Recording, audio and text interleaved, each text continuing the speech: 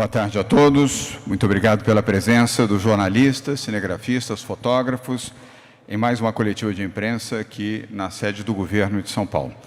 Obrigado também aos participantes que aqui estão, respectivamente, Marcos Penido, secretário de Meio Ambiente e Infraestrutura, Jean Gorenstein, secretário da Saúde, Patrícia Ellen, secretária de Desenvolvimento Econômico, Marco Vignoli, secretário de Desenvolvimento Regional, Dimas Covas, presidente do Instituto Butantan, José Osmar Medina, coordenador do Centro de Contingência do Covid-19, João Gabardo, coordenador executivo do Centro de Contingência do Covid-19, Márcio Reia, presidente da EMAI, e também, como nosso convidado especial no dia de hoje, a presença do Rodrigo Bonadia, presidente do consórcio Usina São Paulo. E daqui a pouquinho estará aqui conosco, ao meu lado, o prefeito da capital de São Paulo, Bruno Covas. Como todos sabem, o Bruno está terminando nesse momento mais um debate eleitoral. Ao término, ele estará aqui participando da coletiva ao nosso lado.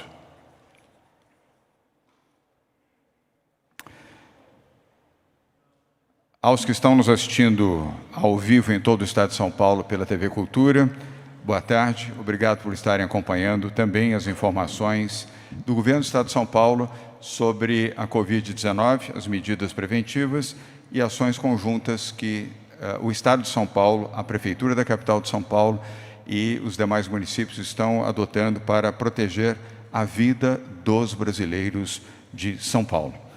Na mensagem de hoje, eu quero registrar a minha solidariedade e os meus sentimentos a todos os familiares e amigos dos que perderam suas vidas para a Covid-19. 163.456 brasileiros, dos quais 40.000 em São Paulo, perderam a vida para a Covid-19. E toda vida importa.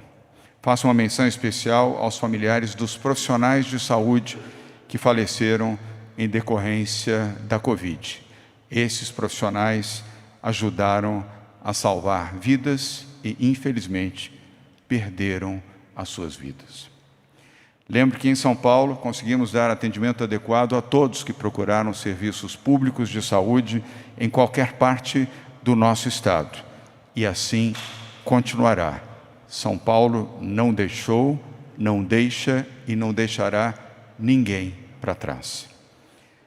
Mas precisamos seguir, e aí eu queria fazer um alerta a você que está nos assistindo aqui ao vivo e pedir o apoio dos jornalistas que aqui estão comparecendo desde o início da pandemia, no dia 26 de fevereiro deste ano. É muito importante que os meios de comunicação que têm contribuído de forma decisiva para a orientação, o esclarecimento e a informação correta para a população, que nos ajudem a orientar esta mesma população a adotar as medidas de cautela neste período que se aproxima das festas de final de ano. Nós não podemos descuidar das medidas de cautela, sob risco de termos em São Paulo e no Brasil uma nova onda da Covid-19. E é tudo que nós não queremos. Isso depende de nós. Depende de você que está nos assistindo, depende dos jornalistas que estão ajudando a veicular uma mensagem correta para que as pessoas continuem usando máscara, continuem fazendo distanciamento social, não façam aglomerações em hipótese alguma, usem álcool em gel, lavem as suas mãos, tenham os hábitos corretos, segundo a orientação que todos já conhecem. Nós temos sim uma preocupação neste final de ano para evitar aglomerações, sejam em praias, parques, calçadões, centros de esportes, festividades e até mesmo reuniões de família.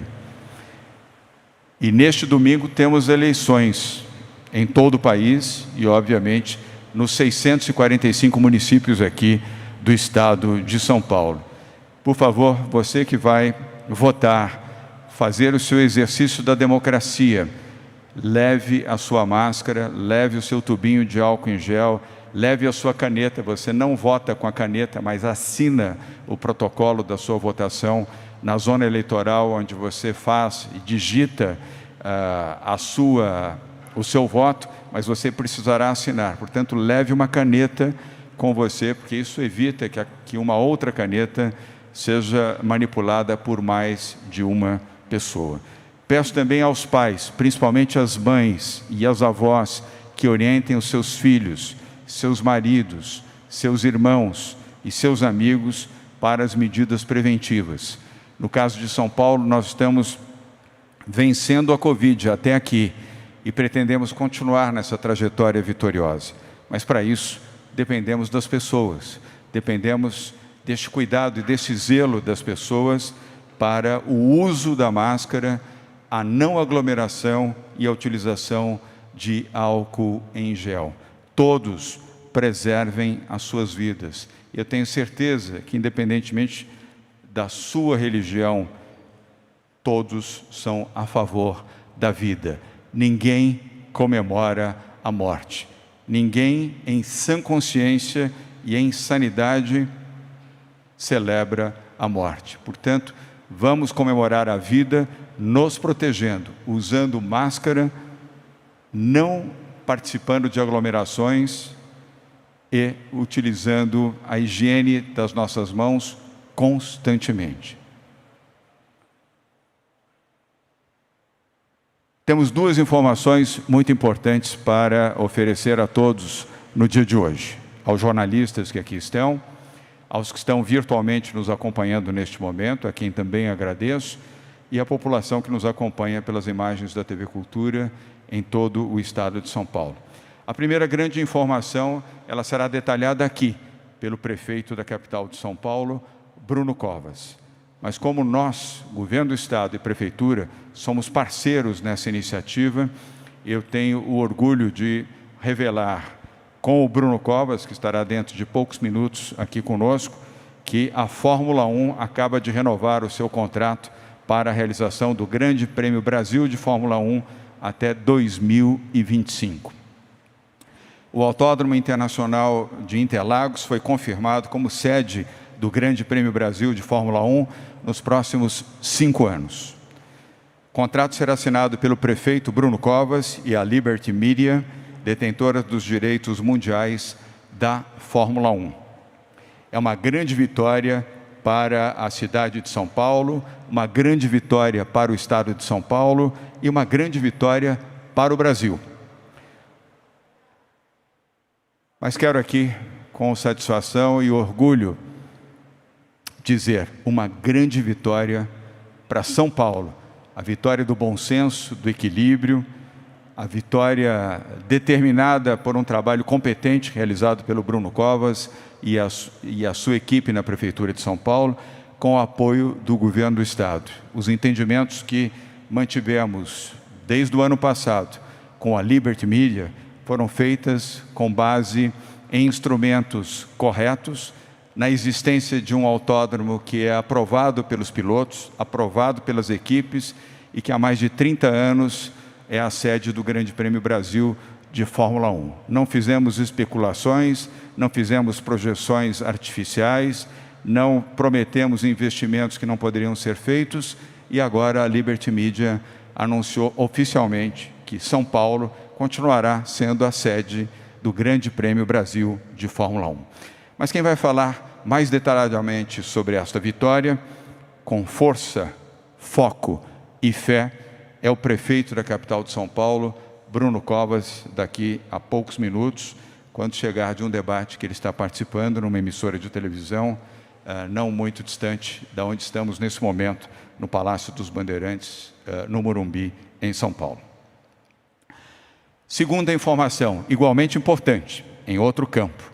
O Governo de São Paulo assina o contrato de concessão da usina São Paulo, no Rio Pinheiros. O Governo do Estado e o consórcio denominado Usina São Paulo assinaram ontem, aqui no Palácio dos Bandeirantes, o contrato que vai transformar um espaço degradado em uma das mais modernas áreas de lazer, esporte, cultura e gastronomia da cidade de São Paulo, em pleno Rio Pinheiros. Com ágio de 1.900%, a Usina São Paulo foi concedida ao setor privado com a outorga de 280 milhões E o investimento privado previsto é de, no mínimo, 300 milhões de reais. Com isto, o governo do Estado de São Paulo deixa de gastar 12 milhões por ano, que despende com a manutenção da chamada Usina Traição, agora rebatizada de Usina São Paulo, e neste espaço será construída uma instalação moderna, impactante, com cafés, bares, restaurantes, lojas, academia, museu e o maior cinema ao ar livre da América Latina. A concessão da Usina São Paulo é mais um passo no programa de despoluição do Rio Pinheiros, cujo investimento do governo do Estado, ao lado da Sabesp, beira 4 bilhões de reais. Com esses investimentos, as obras em curso reafirmam aqui que o Rio Pinheiros será entregue limpo e despoluído até dezembro de 2022. Neste mesmo período, nós já estaremos inaugurando a Usina São Paulo, de acordo com características do projeto, que vamos, na sequência, mostrar a você, que nos acompanha pela Televisão Cultura neste momento, e aos jornalistas que estão aqui presencialmente no Palácio dos Bandeirantes. Passo a palavra agora ao nosso secretário Marcos Penido, secretário de Meio Ambiente e Infraestrutura, que foi o coordenador, juntamente com o Márcio Reia, que é o presidente da EMAI, desta iniciativa, e na sequência ouviremos também o empreendedor privado, que lidera o consórcio, que faz este investimento de 300 milhões de reais, além dos 280 milhões que pagará pela outorga. Estamos falando, portanto, de um investimento de 580 milhões de reais pelo setor privado, e falará, na sequência, o Rodrigo Bonadia, que é o presidente do consórcio. Neste momento, fala Marcos Penido, secretário de Meio Ambiente e Infraestrutura do Estado de São Paulo. Penido. Obrigado, governador. Em decorrência do grande trabalho de despoluição do Rio Pinheiros, que compreende ações de saneamento básico pela Sabesp, de limpeza e de cuidado das margens pela Secretaria e pela EMAI, e de desassoreamento pelo DAE, num entendimento de que, através do saneamento básico, da garantia e do resgate de dignidade para toda a população que vive na bacia do Rio Pinheiros, teremos a despoluição. Hoje nós podemos celebrar um novo passo, calcado nesse trabalho sério de despoluição, de limpeza. Nós passamos para a requalificação e revitalização do nosso Rio Pinheiros, para fazê-lo mais bonito, mais atrativo, e que a população de São Paulo deixe de virar as costas para o Rio e tenha vontade de ir, frequentar e desfrutar do nosso rio.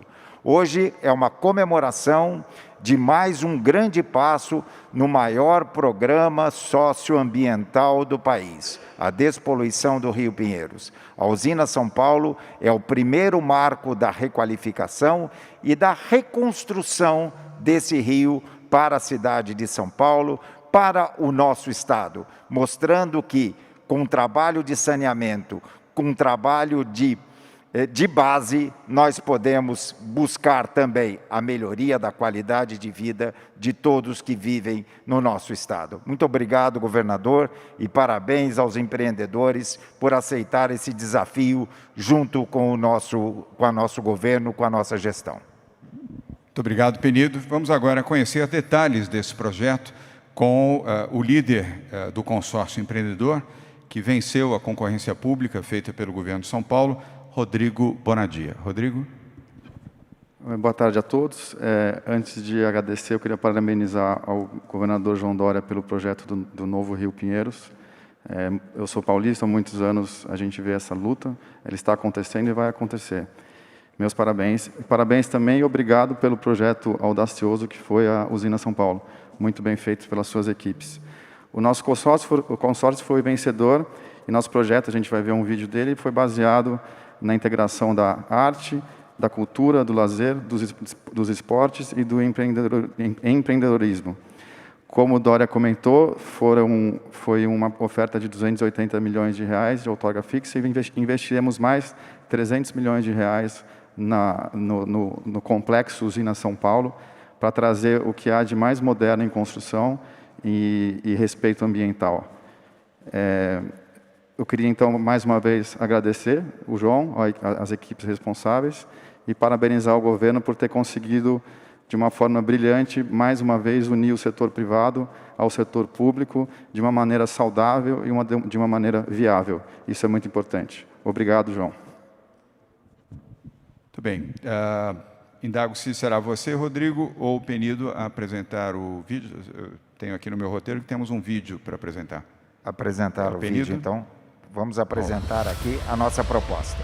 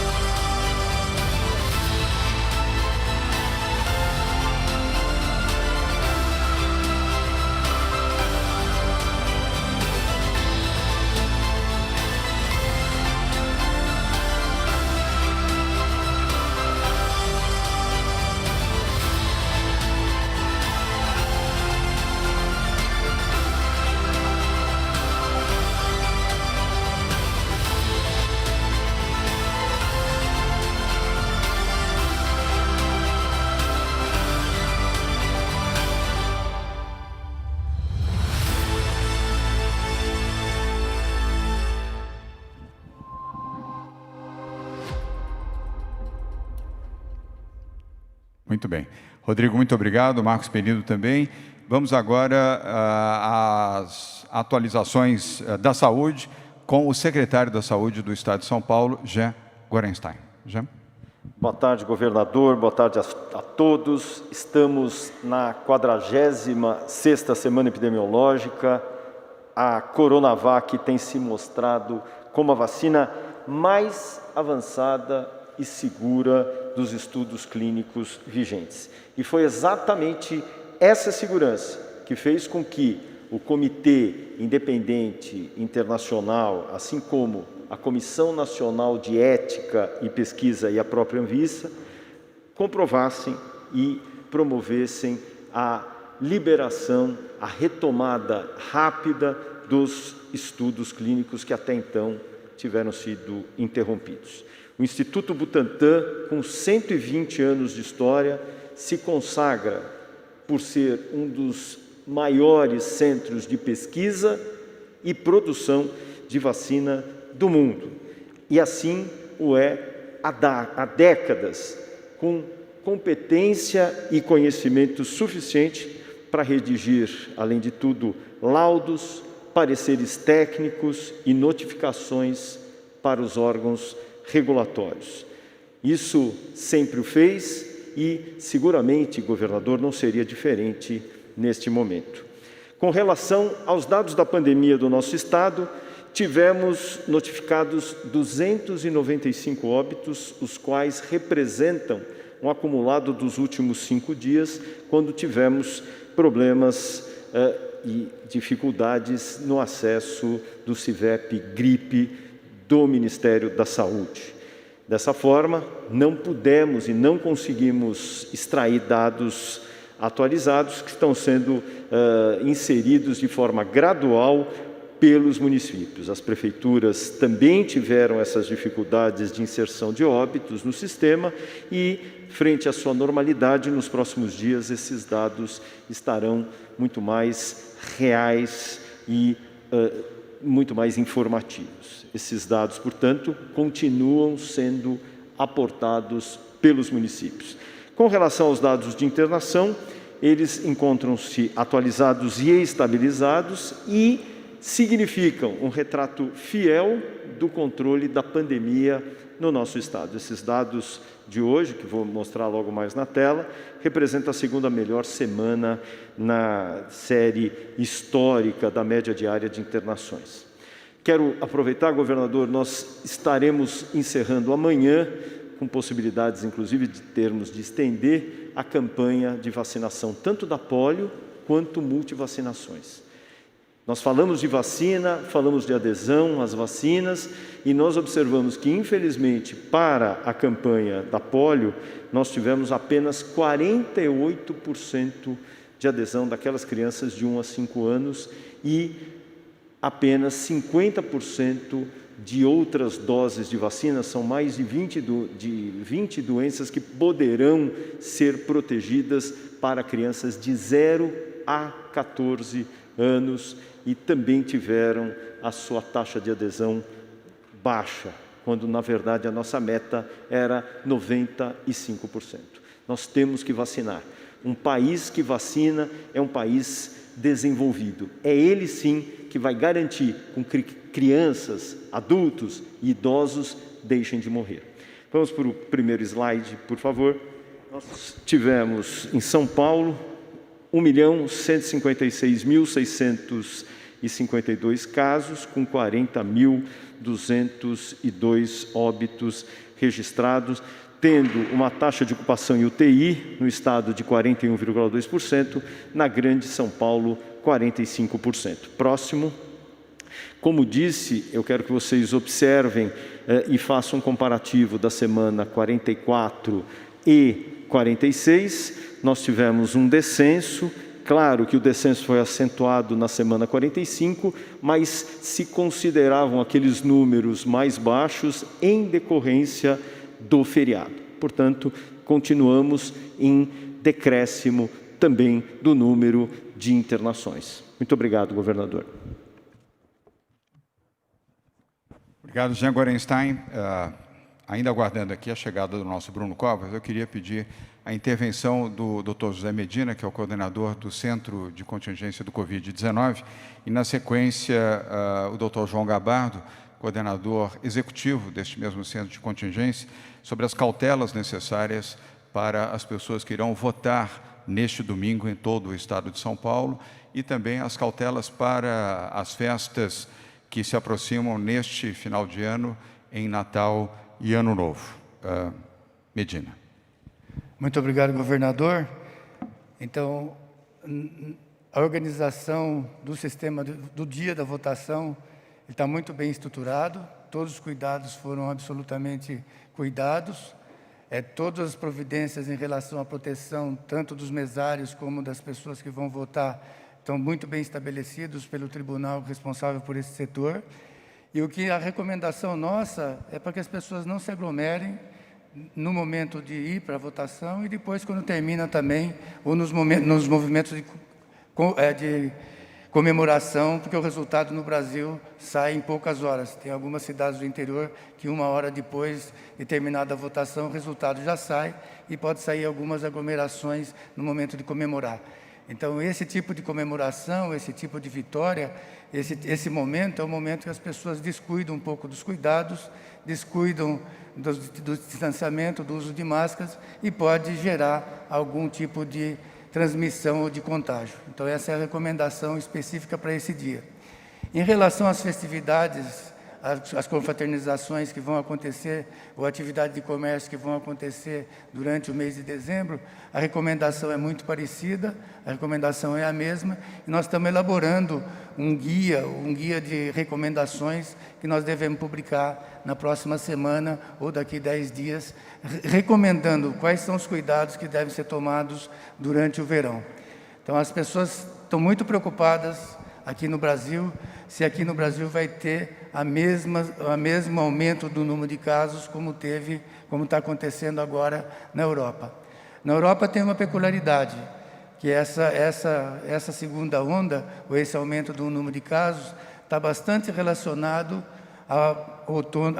às estações de outono e inverno, onde cai bastante a temperatura e as pessoas não conseguem ficar fora de casa, não conseguem ficar fora de ambiente fechado, e a possibilidade de transmissão da doença, ela cresce, e por isso que o número cresce bastante, como cresceu lá.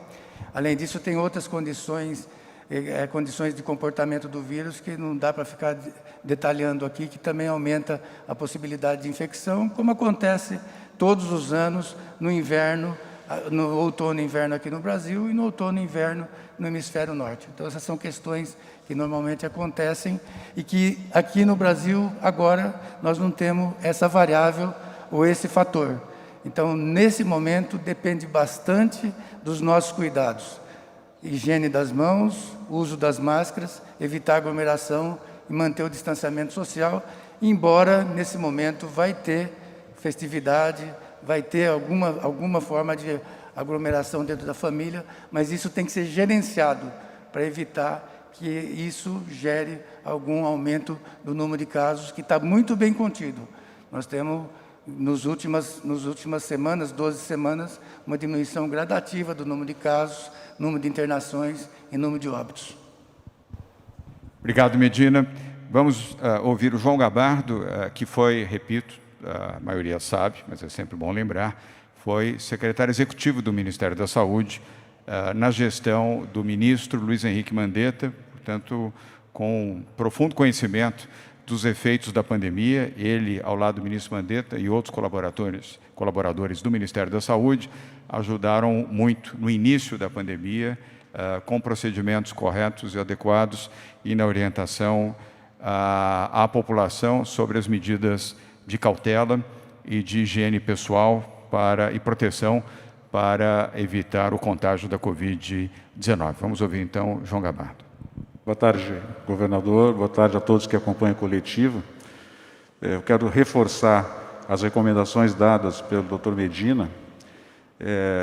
Primeiro, os números de São Paulo não estão piorando como muitos estão dizendo.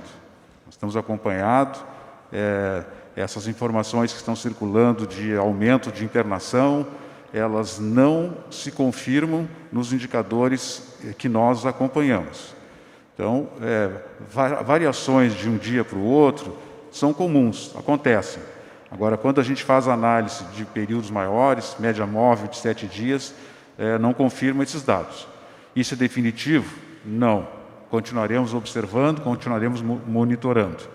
Em relação a essas festividades de final de ano e período eleitoral, eu quero só lembrar para vocês que quando a gente tem uma ação, uma atividade que gera aglomeração, como é o caso das praias, como é o caso dos parques, como é o caso de outras situações como essas, a gente tem um número proporcionalmente em relação à população pequeno.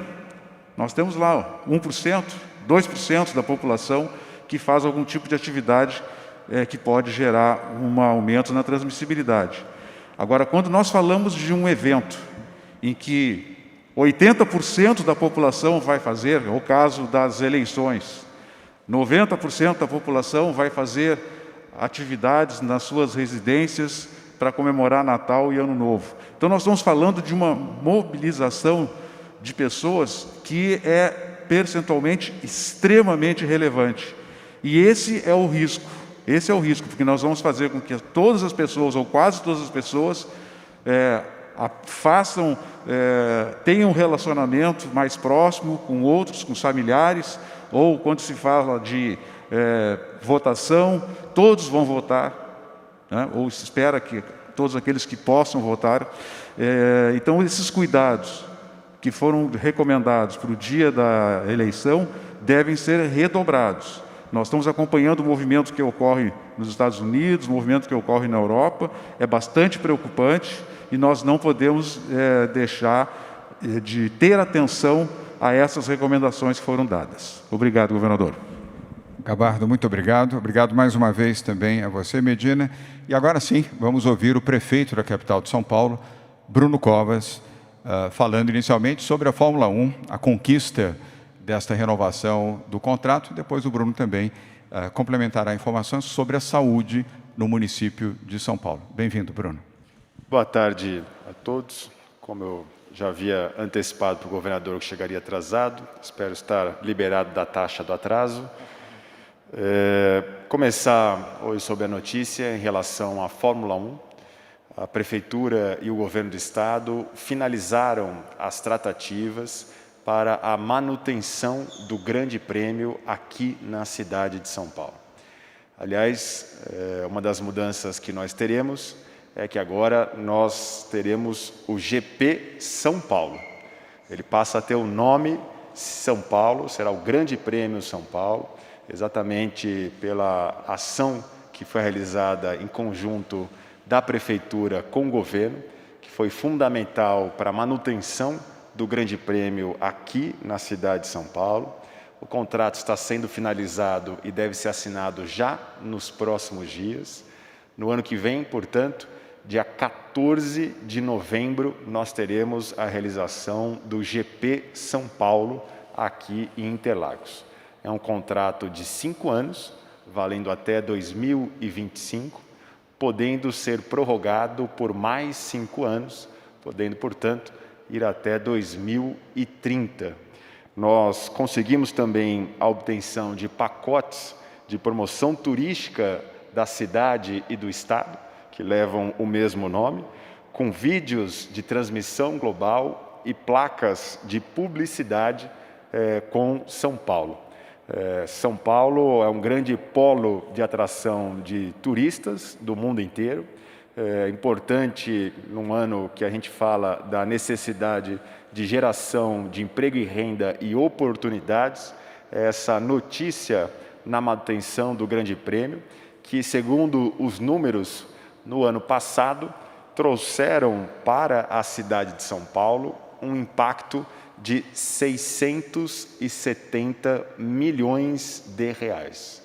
Só de tributos que foram recolhidos por conta desse impacto gerado, nós estamos falando de um ganho direto de 111 milhões de reais. Só o Grande Prêmio, também de forma direta, criou 8.500 empregos em 2019. Então, uma notícia importante, uma cidade, um estado vocacionados ao turismo, a manutenção de um evento como esse na cidade de São Paulo é algo a ser comemorado e agora pelo prazo mínimo de 5 anos, um contrato que pode ser estendido por mais 5, chegando ao total de 10 anos de contrato com a Fórmula 1. Então, uma grande conquista que só foi possível graças ao esforço conjunto da Prefeitura com o Governo do Estado, que viabilizaram essas tratativas e, volto a repetir, agora nos próximos dias, entre final de novembro e começo de dezembro, a gente deve ter a assinatura do contrato final, que já está sendo discutido entre o jurídico da organização do evento e o jurídico da Prefeitura de São Paulo. Bom, queria aqui entrar então em alguns dados relacionados à cidade de São Paulo. A gente tem visto a preocupação mundial com o segundo pico da doença.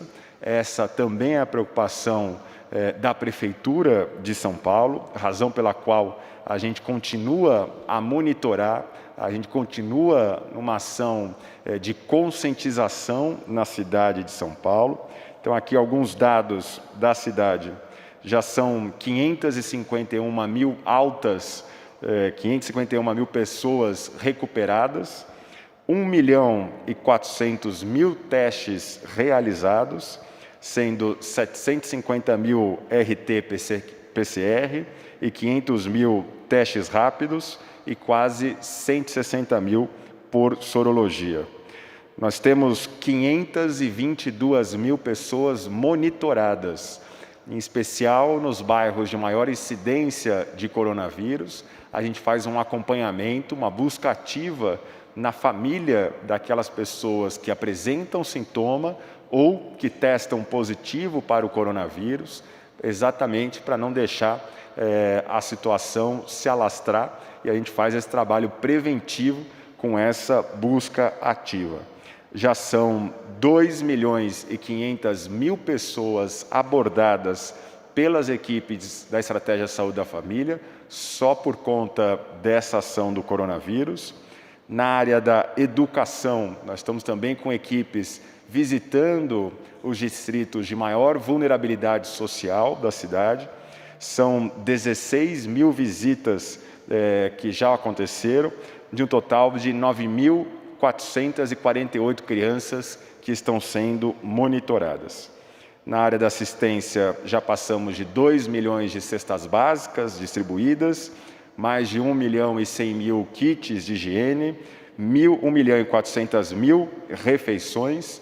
Todas essas cestas, kits distribuídos, doações de pessoas físicas, jurídicas, recursos da Prefeitura e repasses feitos pelo Governo do Estado à Prefeitura de São Paulo.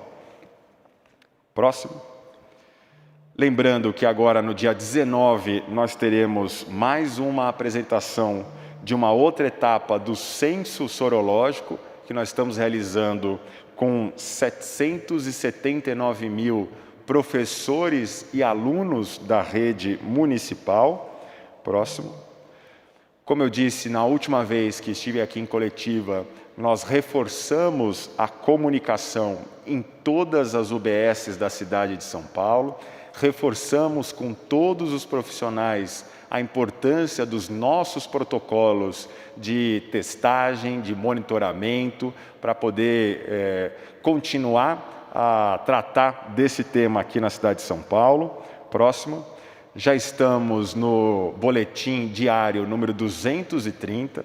Então, diariamente, a Prefeitura continua a apresentar os dados relacionados à cidade de São Paulo. Próximo. A gente continua numa tendência de queda em relação à quantidade de casos confirmados. Próximo. A taxa de ocupação de leitos de UTI continua também em queda na cidade. Lembrando que aqui a gente já teve vários leitos, em especial os leitos privados, que deixaram de ser referenciados Covid. Então, aqui, quando a gente fala de 32%, ainda é sobre uma base bem menor do que nós tínhamos no início, quando a gente falava em taxas de ocupação de 70%, 80%, 90%. Então, mesmo com a diminuição da quantidade de leitos referenciados, a gente tem uma taxa de ocupação de 32% dos leitos Covid na cidade de São Paulo. Próximo. Também em relação ao número de óbitos, 24ª semana consecutiva de redução do número de óbitos na cidade de São Paulo. Próximo. Também a última vez que eu estive aqui presente, eu disse que estávamos solicitando a liberação de um novo aporte de recurso por conta do empréstimo do BID. Ele já caiu na conta da Prefeitura, mais 118 milhões de reais que estão indo para a construção do CCI Menino Jesus, na Zona Leste, região de Ermelino, Matarazzo, para a UPA Maria Antonieta e para a UPA Vergueiro. Próximo. Aí irá sobre a Fórmula 1, que eu já mencionei. Próximo. E lembrando que a cidade de São Paulo continua em quarentena, a gente continua a fiscalizar estabelecimentos comerciais, a gente continua a averiguar para não deixar um segundo pico acontecer na cidade de São Paulo. Muito obrigado, boa tarde a todos. Obrigado, Bruno. Ótimas notícias, tanto no plano de um evento da importância que é a Fórmula 1 para São Paulo e para o Brasil, como principalmente no controle, na conduta e no procedimento da Prefeitura de São Paulo para salvar vidas. Quero aproveitar, Bruno, para agradecer e cumprimentar dois dos seus secretários que estão aqui, o Rubens Rizek e Edson Aparecido, respectivamente secretários da Casa Civil e da Saúde, e cumprimentando os dois, cumprimentar toda a sua equipe pelo brilhante trabalho que vem realizando e a ação conjunta com o governo de São Paulo na proteção à vida e à saúde dos brasileiros na capital de São Paulo. Bem, nós temos os jornalistas já inscritos, eu vou mencionar aqui a ordem. Começamos com a Rede TV, presencialmente, virtualmente a agência Reuters, de novo presencialmente CNN, Rádio Bandeirantes e Band News. E a Rádio Band News, Rádio Jovem Pan, SBT, Jornal O Globo e TV Globo, Globo News. Vamos começar então com você, Carolina Rigengo, da Rede TV. Carolina, muito obrigado por estar aqui mais uma vez. Boa tarde. Sua pergunta, por favor. Boa tarde a todos. A minha primeira pergunta vai para o Dr. Medina. É sobre saúde. Queria saber sobre os testes. Essa semana, a gente teve toda aquela repercussão sobre o caso da Coronavac e os cientistas mencionaram uma preocupação em relação à possibilidade de alguns voluntários desistirem. Queria saber se já houve desistência ou não, mas independentemente disso, médicos, geralmente não, médicos lidam com o pessoal da Covid sabendo que são infectados, eles estão paramentados. Será que seria possível abrir para outras categorias, para outros essenciais que também têm contato com pessoas infectadas e muitas vezes não tem nem como saber? Como nós jornalistas, por exemplo, se a gente quiser ser voluntário para vocês, poderíamos? E a minha segunda pergunta é para o Dr. Jean. Doutor, alguns cientistas britânicos estão estudando a possibilidade do coronavírus causar problemas psíquicos. Queria saber a opinião do senhor em relação a isso, se esses problemas são por causa do vírus ou é tanto estresse por causa da doença, com mais o isolamento e todo esse contexto que podem gerar esses problemas. Muito obrigada. Carolina, obrigado pelas perguntas. Atendendo a sua solicitação, pela ordem, José Medina, na sequência, Jean Gorenstein. Medina. Eu vou começar a responder, depois eu passo para o Dr. Dimas, mas é interessante que essa pesquisa ela não foi feita na China, porque na China tem um número muito pequeno de casos no momento. Então, ela foi destinada a alguns países onde o número de casos era bem grande, para que você pudesse ter um número de casos grande, tanto no grupo controle como no grupo vacinado, para poder estabelecer uma diferença. E nessa circunstância, as pessoas ou o grupo que está mais exposto e com maior chance de ser infectado é o grupo de pessoas que trabalham diretamente com pacientes e que tem mais chance mais chance de adquirir, ou tem mais risco, não mais chance, mais risco de adquirir a doença, de ser infectado. Por outro lado, quem participa em projetos de pesquisa, porque conhecem a liturgia e os rituais do projeto de pesquisa, que são bastante complexos, são pessoas que tomam mais cuidado. Em geral, são pessoas que acompanham mais o ritual ou as recomendações para evitar o contágio. Então, muitas vezes, quando essas pessoas participam do projeto de pesquisa, como elas são pessoas que seguem os rituais do cuidado, vão seguir os rituais da pesquisa, e aí o risco dela adquirir a infecção é menor.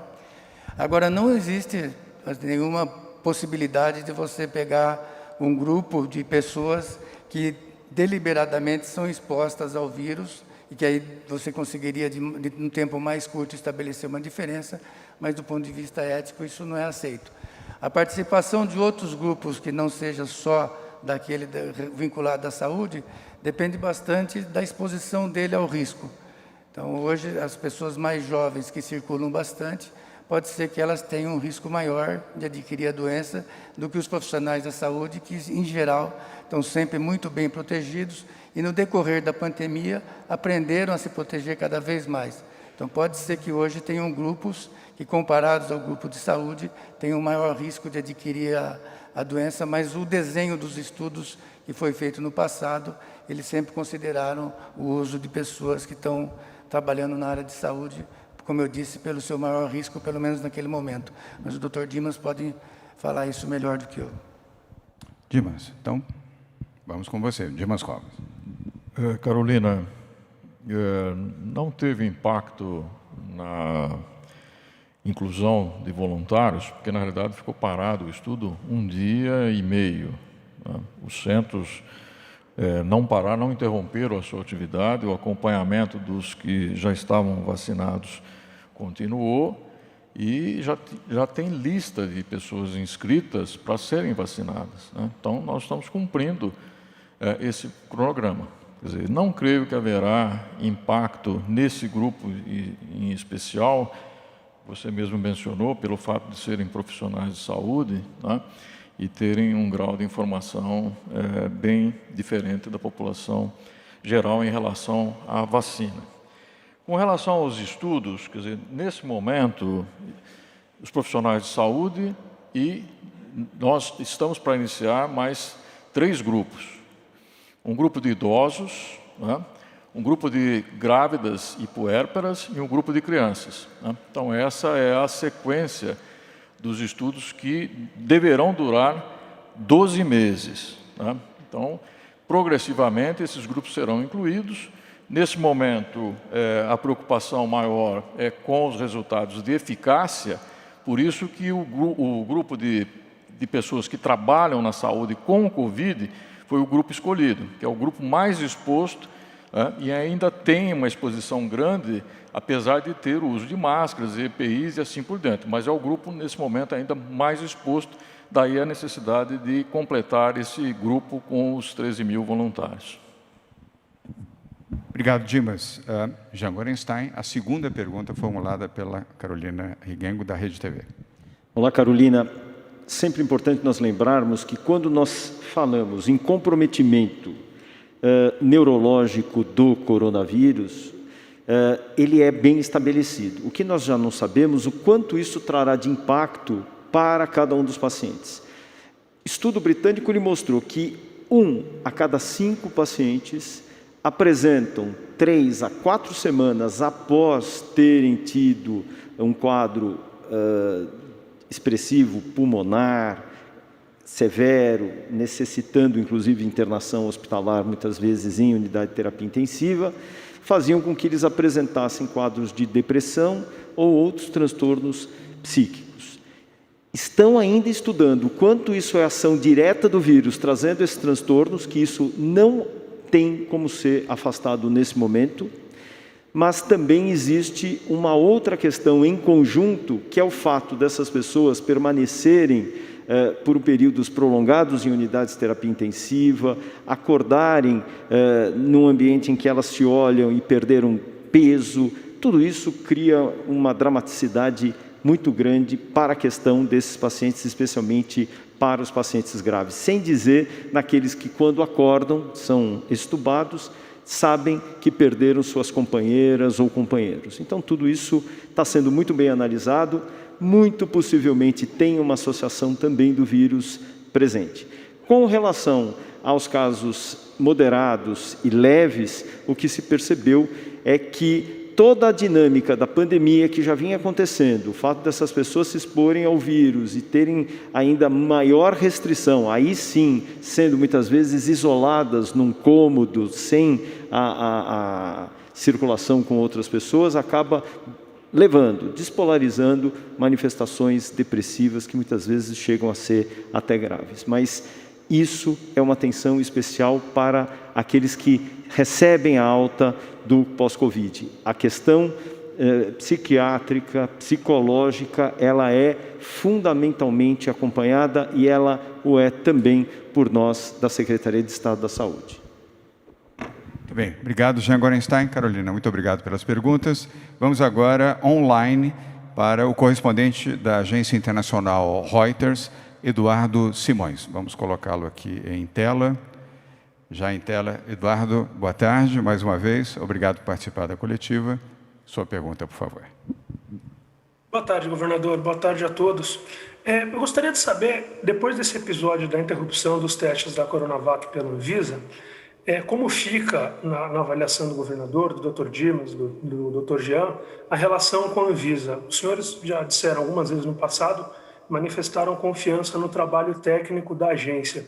Gostaria de saber se essa confiança no trabalho técnico se mantém após esse episódio ou se ela foi estremecida, já que na avaliação dos senhores a interrupção foi uma decisão injusta da agência. Queria perguntar também se o Butantan e o governo estadual planejam intensificar e ampliar ainda mais os canais de comunicação com a Anvisa, já que ainda tem muitas etapas da Coronavac, até o seu registro e a sua produção, que terão que passar pela agência reguladora. Muito obrigado.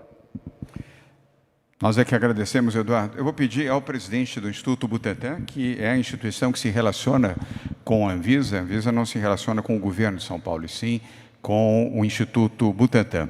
E o Dimas Covas responderá a primeira e a segunda pergunta formuladas por você, Eduardo. Dimas. Eduardo, com relação à primeira pergunta, se houve algum estremecimento, de forma alguma, não houve nenhum estremecimento.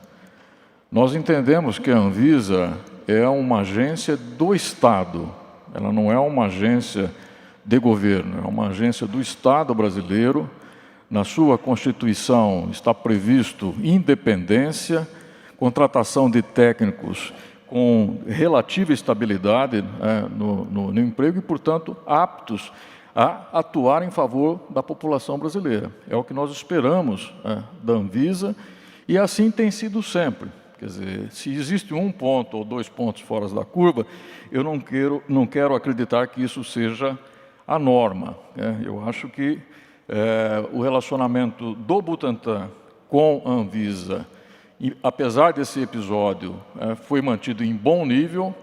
Nós tivemos ainda, na própria terça-feira, no final da noite, uma reunião técnica que até durou por mais de 2 horas, exatamente para esclarecer todas as dúvidas que a Anvisa poderia ter. E tenho a impressão de que foi fruto dessa reunião a autorização para a continuidade dos estudos. Temos ainda muitos processos em andamento na Anvisa e esse relacionamento tem que ser estreitado, sim. Nós não podemos nos comunicar com a Anvisa através de comunicados de imprensa. É isso que nós esperamos, que haja uma transparência absoluta de ambas as partes, tanto da parte do Butantan como da parte da Anvisa.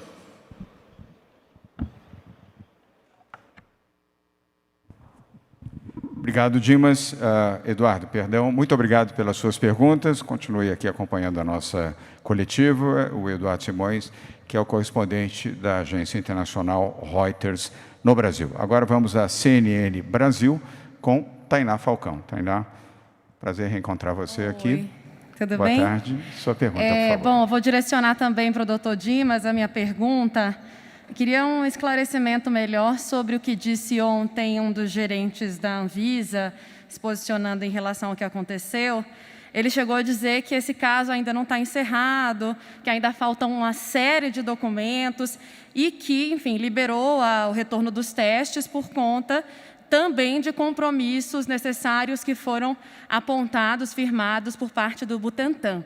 Então, eu queria entender que compromissos são esses a que ele se refere, o senhor chegou a discutir isso com ele também, e se o senhor acredita de que, enfim, pode haver algum tipo de novo questionamento diante da fala do gerente da Anvisa, né, de que ainda faltam documentos para encerrar o caso. Dimas Covas. Tainá, é importante dizer que quem controla a segurança do estudo são os centros que realizam o estudo e o patrocinador, que no caso é o Butantan. Então, cabem a essas 2 instâncias, diante de um efeito adverso ou de uma reação adversa, tomar as medidas imediatas. E assim foi nesse caso. Nesse caso foram tomadas medidas imediatas e submetidas à Comissão de Ética, tanto do Centro como à Comissão Nacional de Pesquisa e Ética Médica. Essas 2 instâncias não viram problema na continuidade do estudo. Então, a Anvisa foi comunicada dentro do prazo regulamentar, né, de 7 dias, ela foi comunicada um dia antes, no dia 6, e, por algum problema, ela não recebeu lá no seu sistema interno essa comunicação. Isso postergou a análise da Anvisa para o dia 9. Mas na notificação remetida à Anvisa, estava dito claramente que era um evento adverso, não uma reação adversa, um evento adverso grave, não relacionado à vacina. Essa foi a conclusão de todo o processo anterior. Tá? Então, a intervenção da Anvisa, sem perguntar se ela tinha dúvidas, ok, dúvidas são normais, mas ela poderia muito bem ter esclarecido as suas dúvidas antes de suspender o estudo. E também eu questiono um pouco a forma como foi feito. Quer dizer, nós tomamos conhecimento da suspensão pela mídia, pela televisão. Acho que nós precisamos ter uma proximidade maior, um diálogo maior de ambas as partes. Eu acho que o estudo ele é totalmente aberto à Anvisa, ela pode solicitar qualquer informação a qualquer momento, que essas informações serão fornecidas. Obrigado, Dimas Covas. Tainá, muito obrigado pela pergunta. Vamos agora à Rádio Bandeirantes e Rádio Band News com a Mayra. Mayra, mais uma vez, obrigado. Boa tarde. Sua pergunta, por favor. Boa tarde, governador. Boa tarde a todos. Eu queria saber, em relação à vacinação dos voluntários, qual que é a previsão de término para completar, então, essa vacinação dos 13 mil voluntários? O doutor Medina comentou que a situação do Brasil é um pouquinho mais confortável, é um risco um pouco menor se a gente comparar com a Europa, porque aqui a gente vai entrar no verão e lá eles no inverno. Mas eu queria saber se o verão não traz outros riscos, né? Por exemplo, o uso de máscara fica um pouco mais complicado, as pessoas se aglomeram mais nas praias. Isso não pode complicar para a gente também e criar esse risco aí de aumento, né, dos casos? E, por fim, sobre a Fórmula 1, o Rio de Janeiro chegou a tentar pegar, né, a Fórmula 1 para fazer lá. E aí eu queria saber por que não aconteceu isso, como é que o governo de São Paulo conseguiu manter a Fórmula 1 aqui. Obrigada.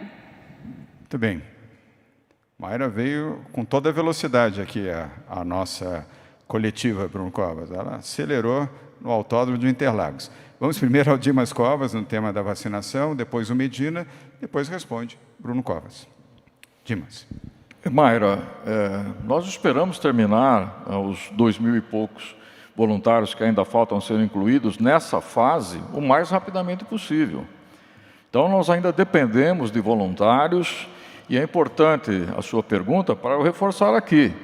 Essa é uma vacina segura, a mais segura de todas que estão em teste até esse momento, e essa segurança foi atestada pela Anvisa agora, que fez uma revisão e viu, né, que o estudo deve prosseguir. E, importante lembrar, nós estamos no meio de uma pandemia. Nesse momento, né, existe a urgência, nós precisamos correr com esse estudo para obter os resultados de eficácia o mais rapidamente possível. Porque logo, logo nós vamos estar com a vacina aí. No dia 20 agora já chega a primeira partida. Então nós temos que ter esses resultados para poder completar o registro da vacina e aí começar a vacinação. Então eu digo às pessoas, é a vacina mais segura que tem nesse momento e nós precisamos sim que os voluntários continuem se apresentando para terminarmos os 13 mil o mais rapidamente possível. Muito bem. Primeira pergunta respondida. Segunda, com você, José Medina. Muito obrigado pela pergunta. A diferença fundamental em relação ao verão e o inverno é em relação ao uso do ambiente externo, o uso de ambiente arejado ou atividades fora de ambiente fechado, que no inverno é muito difícil, principalmente no inverno acentuado, como tem no hemisfério norte ou no extremo do hemisfério norte, e fica muito difícil para as pessoas ficarem fora do ambiente fechado e a possibilidade de contágio fica maior. Além disso, existe um comportamento tanto do vírus, que é mais viável durante o inverno, durante temperatura baixa, e as defesas do organismo humano também, de qualquer outro organismo animal, ele é menor durante o inverno, em função da mobilidade, da capacidade de defesa das células epiteliais que ocupam as vias aéreas superiores e os cílios, que também têm uma capacidade de defesa menor. Então, isso são uma série de aspectos. Primeiro, que você vive mais em ambiente fechado, depois a capacidade de infecção do vírus é maior e a sua defesa é menor também. Ainda assim, nós estamos fazendo uma série de recomendações para evitar não um pico como está acontecendo na Europa ou no hemisfério norte, mas evitar um crescimento do número de casos, que aí não depende da temperatura, mas depende do nosso comportamento. Então, no verão, também nós vamos organizar, como eu disse, um boletim, um tipo de cartilha, com uma série de recomendações para evitar que essa possibilidade ocorra e que possibilite, através do comportamento e não relacionado à temperatura, um aumento do número de casos. Muito bem. Medina, obrigado. E a sua terceira e última pergunta, Mayra, será respondida pelo prefeito Bruno Covas sobre a Fórmula 1 em São Paulo por mais 5 anos. Bruno. Maíra, acho que até depois, no dia da assinatura do contrato, a organização do evento pode responder melhor, porque escolheu um projeto e não outro, e comparar melhor esses dois projetos. Mas acredito eu que isso deva ter sido dado pela consistência e robustez da proposta de São Paulo. Primeiro que aqui a gente já tem um autódromo, né? Não é um projeto, um sonho, é uma realidade. Segundo, aqui nós temos uma infraestrutura para poder atender a população, com hotéis, restaurantes. Terceiro, a gente tem feito um trabalho de segurança nesses eventos. O evento de 2019 foi exemplar, foi super elogiado pela organização do evento, pelos pilotos, pelas equipes. Então, não houve nenhum tipo de problema na realização do evento. E quarto, esse trabalho conjunto entre a Prefeitura e o Governo do Estado, atuando em parceria, dando mais tranquilidade para que a organização do evento possa assinar o contrato aqui com São Paulo. Obrigado, Bruno. Eu vou complementar, Mayra. Você sabe, como prefeito de São Paulo, e sempre com o Bruno ao meu lado, como vice-prefeito, organizamos 2 prêmios de Fórmula 1 nos anos de 2017 e 2018, também com muito êxito. E agora, essa boa notícia que o Bruno destacou, e eu queria voltar a enfatizar, que a partir do próximo Grande Prêmio, em novembro de 2021, passa a se chamar Grande Prêmio São Paulo de Fórmula 1. É a imagem e o nome de São Paulo que vão para o mundo. Isso é uma mudança significativa também, conceitualmente, e vale o destaque do ponto de vista do lead da matéria. E os pilotos da Fórmula 1, através da Associação dos Pilotos, eles já haviam se manifestado, eu mencionei isso aqui num passado recente, que eram absolutamente favoráveis à manutenção do Grande Prêmio em São Paulo, no Autódromo de Interlagos.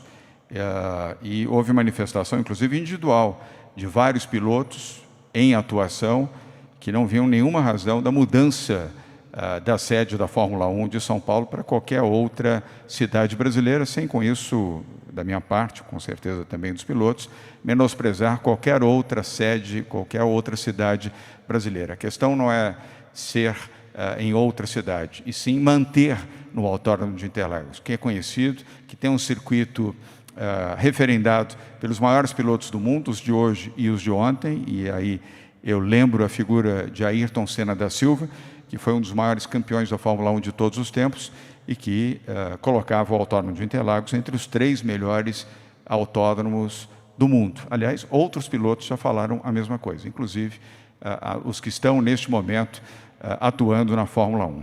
Soma-se a isso todos os fatores que o Bruno Covas mencionou. Portanto, razões em um elenco de situações que favorecem a manutenção da Fórmula 1 em São Paulo, e foi exatamente isso que a Liberty acaba de anunciar. Obrigado, então, Mayra. Vamos agora a Nani Cox, da Rádio Jovem Pan. Nani, obrigado por estar aqui conosco. Boa tarde. Sua pergunta, por favor. Boa tarde, governador. Boa tarde para todos. Eu queria saber do Dimas Covas se essa paralisação de 2 dias influenciou em alguma coisa nos testes. Queria saber do prefeito também se tem alguma ação específica da prefeitura para domingo, agora de votação, e também do Bonadio ou do Vignoli, se vai ter algum tipo de pagamento para entrada, algum tipo de taxa de manutenção, enfim, que as pessoas que vão frequentar esse local vão ter que pagar.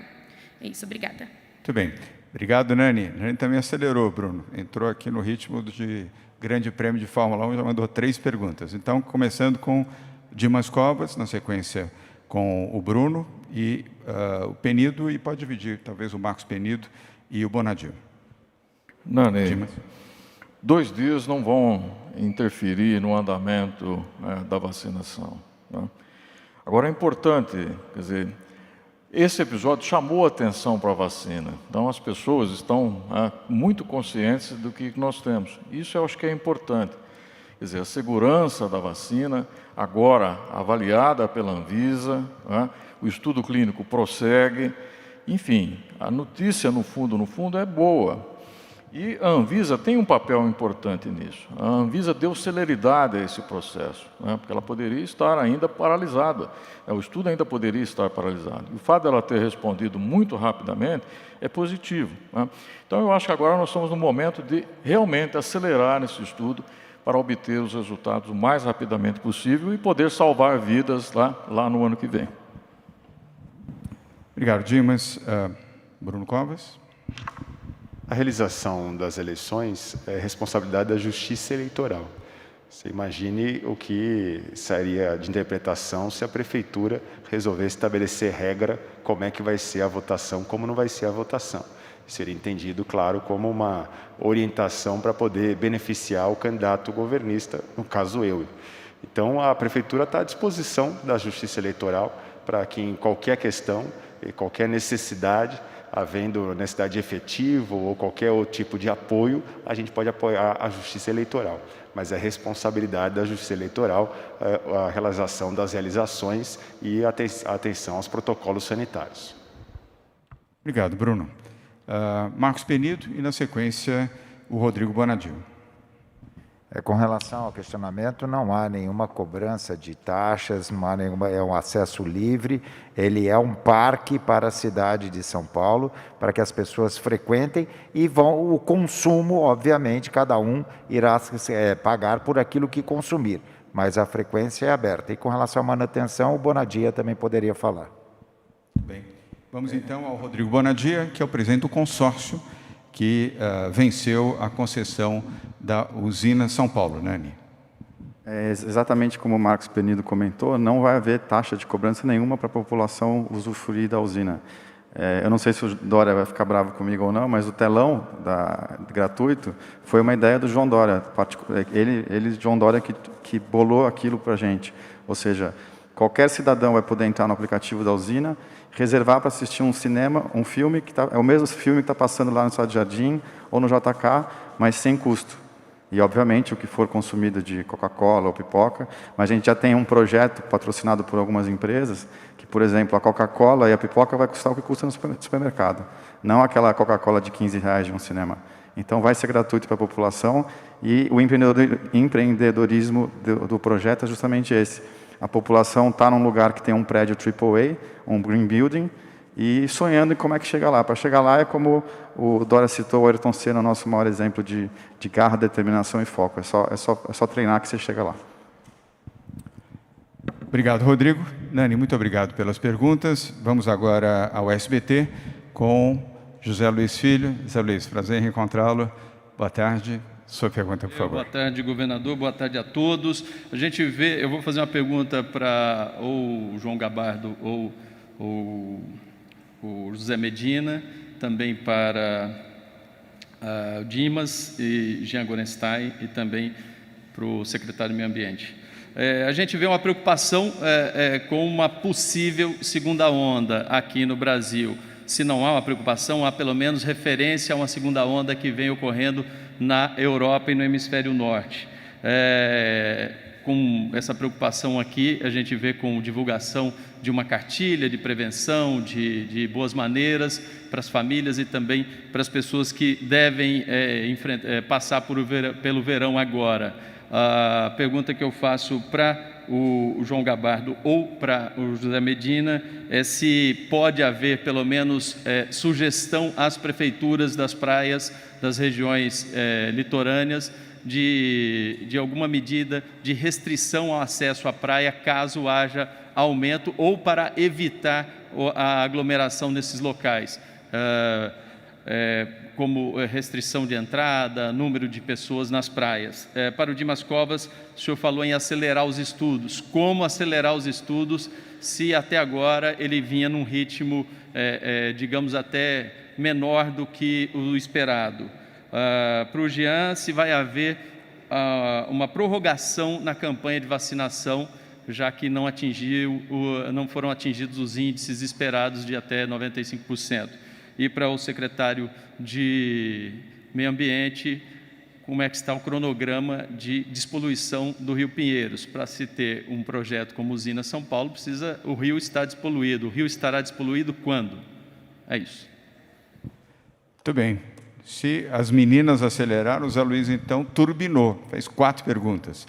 Mas vamos lá. Começando com o Gabardo, depois Dimas, depois o Jean e, finalmente, o Penido. Gabardo ou Medina? Um dos dois. Gabardo. Bem, em relação à possibilidade de segunda onda, não dá para falar em segunda onda no Brasil, porque nós não terminamos ainda a nossa pandemia, nós não controlamos a pandemia ainda, né? Os números ainda são elevados.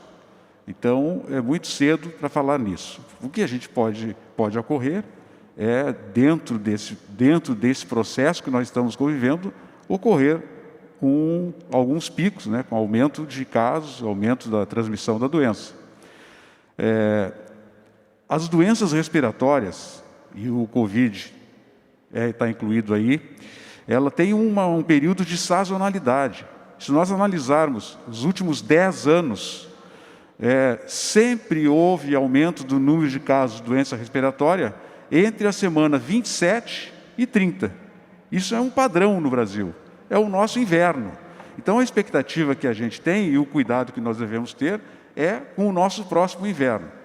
Quanto a recomendações em relação ao período que nós estamos ainda enfrentando, nós vamos continuar com o Plano São Paulo. O Plano São Paulo está muito bem organizado para estabelecer as restrições conforme os indicadores apontarem. Então, nós não vamos nos afastar daquilo que a gente vem trabalhando com sucesso nesses últimos meses.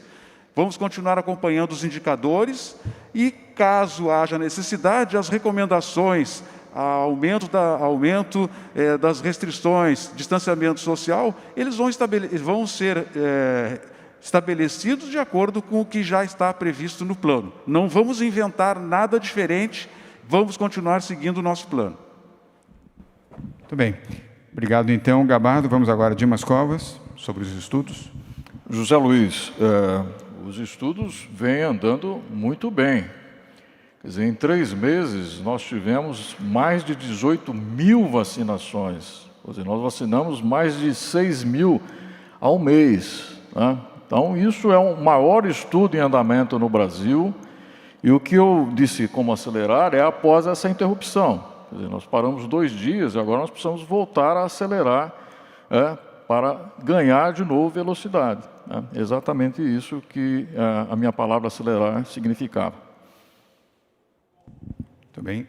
Dimas, vamos agora a Jean Gorenstein, sobre o tema da vacinação, não contra a Covid, a outra vacinação que você se referiu. O que nós faremos, nós teremos ainda até amanhã a campanha instalada, nós atualizaremos esses dados e, em base dos dados, tanto para a campanha de pólio como para a campanha de multidoses, de multivacinação, nós avaliaremos a necessidade de prorrogação.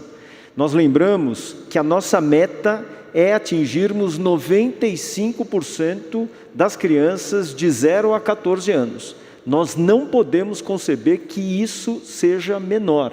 Essas taxas, elas já vêm sendo baixas há 2 a 3 anos.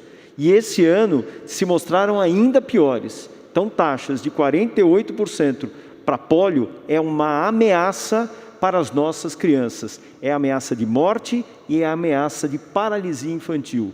Então, nós temos a obrigação de atuarmos contra isso.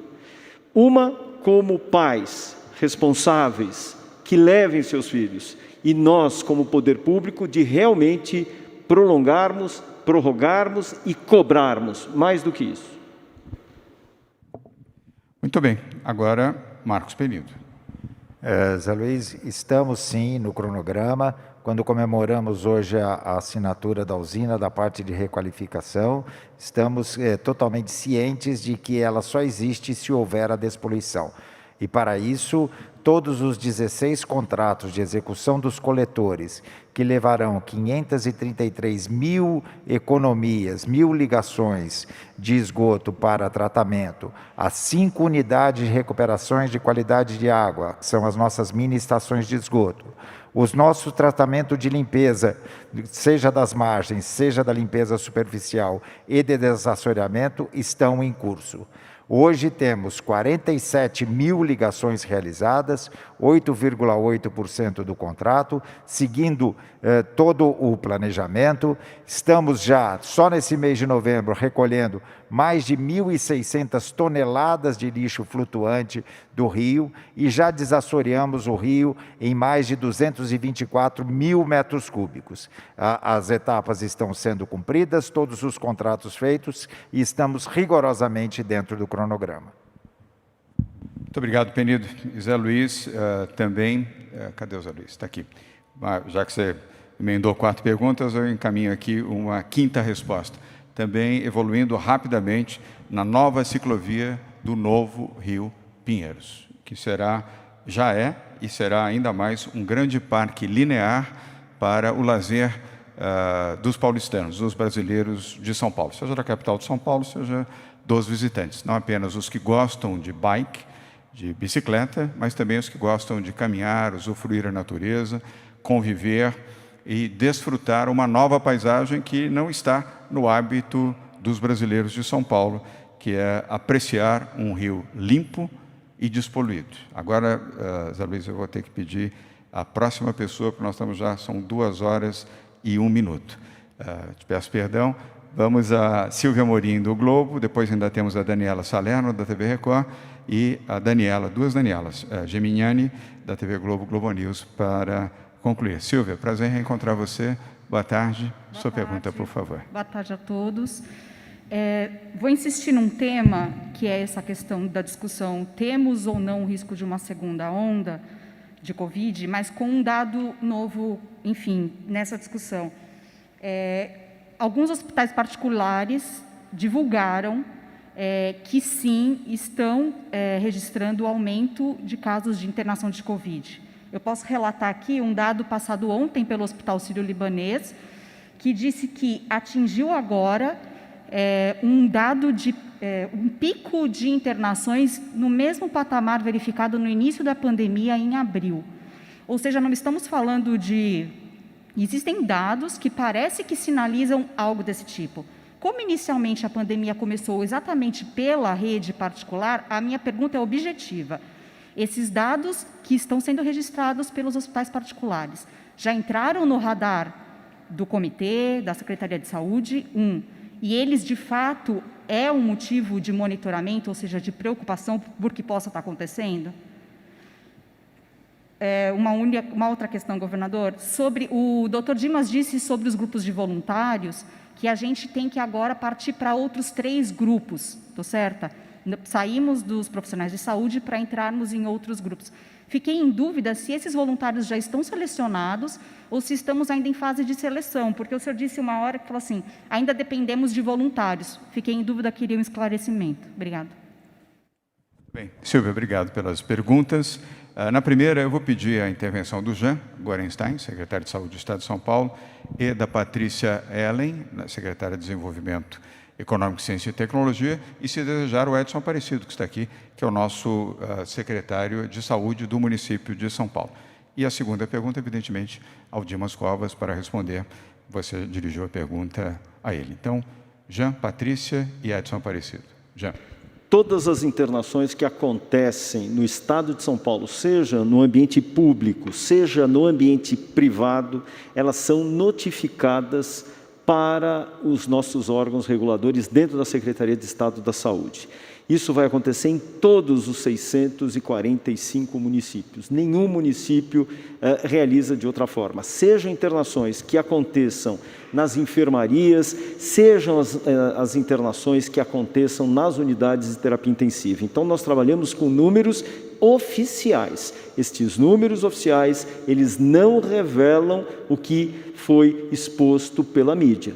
Dessa forma, nós também temos o contato com gestores de alguns hospitais Alguns deles reduziram seu número de leitos e, por isso, também tiveram algum impacto. Outros, porém, mesmo não tendo feito redução ou voltando para outras doenças, de toda sorte, ainda continuam mostrando um número de leitos vagos para o Covid. Então, dessa maneira, nós não temos essa informação como vem sido atribuída por alguns órgãos de imprensa. Nós temos que considerar um outro aspecto. As pessoas devem se conscientizar que o cansaço não pode vencer o medo. As pessoas têm que ter medo. Medo é respeito. O mesmo medo e respeito que nós tínhamos no passado, e que eu estou dizendo, no início da pandemia, quando realmente as pessoas respeitavam mais. Nós temos que ter o respeito das regras sanitárias. Esses encontros em que as pessoas se abraçam, que fazem fotografias próximas, inclusive sem máscaras, acaba sendo um cenário preocupante, um cenário de risco. Obrigado, Jean. Patrícia Ellen, depois o Edson Aparecido. Obrigada, para a gente fazer mais curtinho um pouquinho. Patrícia. Bom, brevemente, somente para complementar, olhando para os dados que nós temos hoje, nas últimas 4 semanas, a gente tem uma taxa de internação baixa com relação ao que nós tínhamos. Queremos sempre continuar diminuindo. Nós chegamos a patamares de internação acima de 40 internações a cada 100 mil habitantes, que é sempre o limite que nós temos para endurecer as medidas restritivas do Plano São Paulo. Hoje nós estamos em 28,8 a cada 100 mil habitantes e com uma ocupação de leitos de UTI de 41,2%. Lembrando que tem um plano de ocupação de leitos para outros tipos de doenças que precisam ser tratadas nesse processo, mas ainda assim fazendo análise também separada, hospitais estaduais separados de hospitais municipais, hospitais sem fins lucrativos e hospitais privados, em todos os casos nós temos registrado nessa última semana a segunda melhor semana desde o início da pandemia, no que diz respeito à média móvel aqui diária da última semana de internações. Então, esses são os dados, não vamos baixar a guarda, seguimos monitorando, o Plano São Paulo continua ativo, estamos monitorando aqui no mundo também e criando alguns planos de emergência caso qualquer coisa mude na situação atual. Muito bem. E agora eu vou convidar, obrigado, Patrícia, o Edson Aparecido, que já está com o microfone, para complementar a resposta à pergunta da jornalista Silvia Amorim, do jornal O Globo. Edson. Bom, governador, o controle e o acompanhamento de dados pela Prefeitura mostra que, no pico da pandemia, em junho, nós tínhamos na rede privada 1.745 leitos de UTI. Temos agora, no dia 10/11, 976 leitos de UTI na rede privada, especificamente para a Covid. Então, portanto, 50% do que nós tínhamos no auge da pandemia. E a ocupação desses leitos em 10/11 era de 65% da rede privada. No caso dos leitos de UTI da rede pública, nós temos 1.100 leitos ainda, com uma taxa de ocupação de 32%. E outra questão importante é exatamente isso que a Patrícia falou, é a média móvel. No pico da pandemia, em 10 de junho, nós tínhamos, na média móvel de 7 dias, 2.698 casos. Tivemos agora, em 29 de outubro, 653 casos. Então, portanto, há total controle, tanto no número de casos, como no número de óbitos na cidade, o prefeito colocou aqui 24 semanas em queda, né, como também na ocupação dos leitos UTI. Os hospitais também registram uma quantidade expressiva de pessoas internadas que não são do estado de São Paulo e da cidade de São Paulo, são de outros estados. É importante também salientar esse aspecto. Muito obrigado, Edson. Queria enfatizar, antes de passar ao Dimas, a você, Silvia, que os grandes hospitais de São Paulo, eu destaco aqui o Albert Einstein, Sírio-Libanês, o Vila Nova Star, o São Luís aqui ao lado, Beneficência Portuguesa e o Hospital Alemão Oswaldo Cruz, vêm recebendo semanalmente dezenas de pacientes de outros estados do país. É importante destacar isso para não incluir na conta de São Paulo pacientes que vêm de outros estados e que são atendidos também por hospitais públicos. As portas dos hospitais do governo do estado são abertas.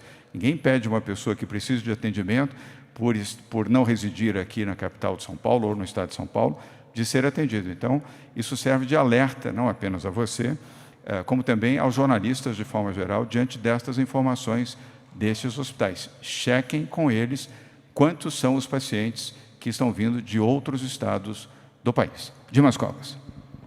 Silvia, os estudos clínicos são feitos em etapas, né, exatamente para você responder a algumas questões. Então, na fase 1 e na fase 2, são os aspectos relacionados à segurança e à resposta imunológica. Na fase 3, são os aspectos relacionados à eficácia. E dentro da fase 3, existem grupos específicos, né? Como eu mencionei, nós vamos iniciar o grupo de idosos. Por quê? Porque a resposta vacinal em idosos ela pode ser diferente da resposta vacinal em adultos e em crianças. Da mesma forma em mulheres, em grávidas e em crianças.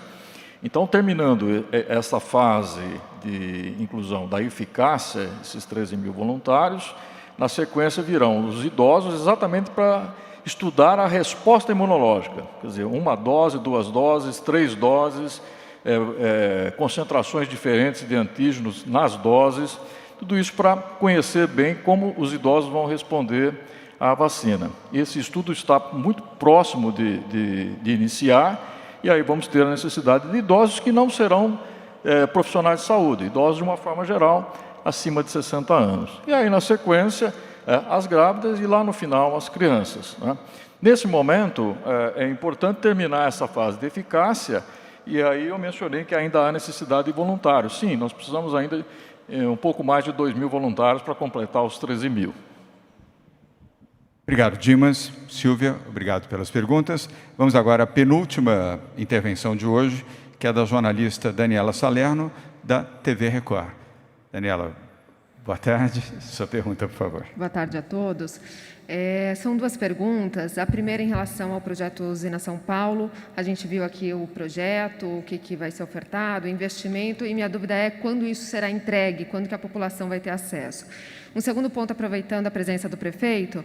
Prefeito, a gente viu aqui na apresentação do senhor, também do secretário Aparecido, os bons números que São Paulo vem mantendo, redução de número de casos, de óbitos, e mantendo aí equilibrado a taxa de ocupação. Também estamos há mais de 1 mês na fase verde. Então, minha pergunta é, qual a chance de, em dezembro, o último mês do ano letivo, ser ampliada a séries que possam voltar à escola, talvez ensino fundamental, por exemplo, que as crianças são um pouquinho mais velhas, não as menorzinhas. O que falta para entender que isso realmente é viável? Muito obrigada. Obrigado, Daniela. Vamos então à primeira pergunta, que será respondida pelo Marcos Penido e pelo Rodrigo Bonadia. Ela é referente à usina São Paulo, no Novo Rio Pinheiros. Penido, perdão. Com relação aos investimentos, nós teremos, de acordo com a proposta, investimento de 300 milhões de reais, além da outorga fixa de 280 milhões. E conforme o edital, nós teremos 4 etapas de entregas que o Rodrigo poderá detalhar para a gente. Como o Penido disse, são 4 anos e 4 etapas de entrega. Cada um dos módulos, como visto no vídeo, você tem o módulo da usina, onde vão ter um mirante com os restaurantes. É o primeiro módulo, com a expectativa para 2022 já. E depois tem os outros módulos. O prédio Green Building, obviamente, é um prédio muito mais complexo, uma obra mais complexa que vai demorar até 4 anos para ele ser inaugurado. E o deck do mirante, que seria a primeira empreendimento onde o rio é utilizado com deck, com restaurantes, para 2023. Isso tudo, obviamente, depende não só da gente, do consórcio, mas depende de vários órgãos que fazem as liberações e as licenças. Mas a nossa meta é começar a entregar em 2022, que é o que está no edital público que a gente fez. Desculpa, não que a gente fez, que a gente concorreu e ganhou. Obrigado. Bonadia, obrigado. Vamos agora à outra questão, que é o tema da saúde, que a Daniela Salerno indagou, com Bruno Covas. Bruno. Alô, nós teremos dia 19 uma coletiva na Prefeitura para tratar do tema educação na cidade de São Paulo a partir de dezembro. Obrigado. Obrigado, Bruno. Obrigado, Penido, Bonadia e Daniela. Obrigado também pelas perguntas. finalmente, vamos a você, Daniela Geminiani. Obrigado pela paciência. Daniela, da TV Globo, Globo News, e a última intervenção de hoje aqui na nossa coletiva. Obrigada, Daniela. governador. Boa tarde a todos. Aproveitando a pergunta da Silvia sobre essas internações nos hospitais particulares, eu queria entender se isso pode ser, apesar dos números não serem oficiais, se isso pode ser uma tendência do que já falava-se de um aumento de número de casos entre os mais jovens e também entre as pessoas de classe média alta por conta da flexibilização. E só esclarecer a fala do João Gabardo, se quando ele fala que os números em São Paulo não estão piorando, fala das internações, se isso abrange justamente as internações de hospitais públicos e privados ou se é especificamente dos hospitais públicos. Obrigada. Muito bem, então vamos ao Medina, se necessário, com intervenções complementares do Jean e também do Gabardo. Daniele. Então, muito obrigado pela pergunta. Quando nós falamos hospital privado, nós nos referimos ao número grande de hospitais privados. Então, nas últimas 4 semanas, o número de internações no estado de São Paulo em hospitais privados foi 233, 233, 243, 214 e 228. Então, nas últimas 5 semanas, não houve aumento. Há 2 meses atrás, era 311, 301, 332. Então, nesses 2 últimos meses, houve uma diminuição no número de internações nos hospitais privados, somado todos eles, e nas últimas 5 semanas, o número está estável entre 220 e 240 internações. Muito bem. Então, vamos ao Jean Gorenstein. Jean. Nós temos que entender que nós temos dados. Esses dados têm uma credibilidade e são baseados nele que nós vamos fazer o Plano São Paulo. Todo o Plano São Paulo ele tem a égide, que são os dados da saúde, internação, número de óbitos e os números de casos. São eles que vão gerenciar as atitudes que o governo do Estado de São Paulo institui através do Plano São Paulo para todos os municípios, dando segurança para todos. Portanto, os dados, eles não mentem, eles são dados que estão aí e que fazem parte do nosso cenário de ação. Portanto, qualquer outra estratégia ou plataforma, nós temos na imprensa algumas plataformas revelando um aumento em 50% do número de casos de agosto a novembro. Nós não temos essa informação. Essa informação ela é discordante de tudo aquilo que nós temos. Mas nós temos que considerar uma outra questão. Nós temos ainda a circulação do vírus no nosso meio. Por isso, nós precisamos manter as medidas e as estratégias sanitárias de preservação. É claro que as pessoas, à medida que estão se expondo sem os devidos cuidados, incorrem ao risco de circularem junto com elas o próprio vírus. Então, estamos atentos, estamos vigilantes e continuaremos, como sempre, nos baseando nesses dados, que são fiéis e merecem serem respeitados. Muito obrigado, Jean Gorenstein. Obrigado, Daniela, pelas suas perguntas. Nós vamos encerrar agora a coletiva de imprensa de hoje. Eu quero aproveitar para recomendar mais uma vez aos que estão nos assistindo aqui direto e ao vivo pela TV Cultura, que, por favor, continue usando máscara ao sair da sua casa ou sair do seu ambiente de trabalho. Mesmo que você for ao parque, à praia, ao calçadão, à praça, use máscara, não vá a aglomerações de nenhuma espécie, em nenhum lugar. Isto é risco para você, para a sua saúde e para os seus familiares também. Lave as mãos, use álcool em gel e obedeça às orientações que estão sendo dadas pelas autoridades de saúde, médicos e cientistas para proteger a sua vida. Antecipo a todos os votos de um bom final de semana. Voltaremos aqui numa próxima coletiva na segunda-feira, às 12h45. Obrigado aos jornalistas, aos cinegrafistas, técnicos, fotógrafos, a você que da sua casa ou do seu escritório nos acompanhou nesta coletiva. Fiquem com Deus, fiquem protegidos, sempre com cuidado, com zelo e com prudência. Obrigado.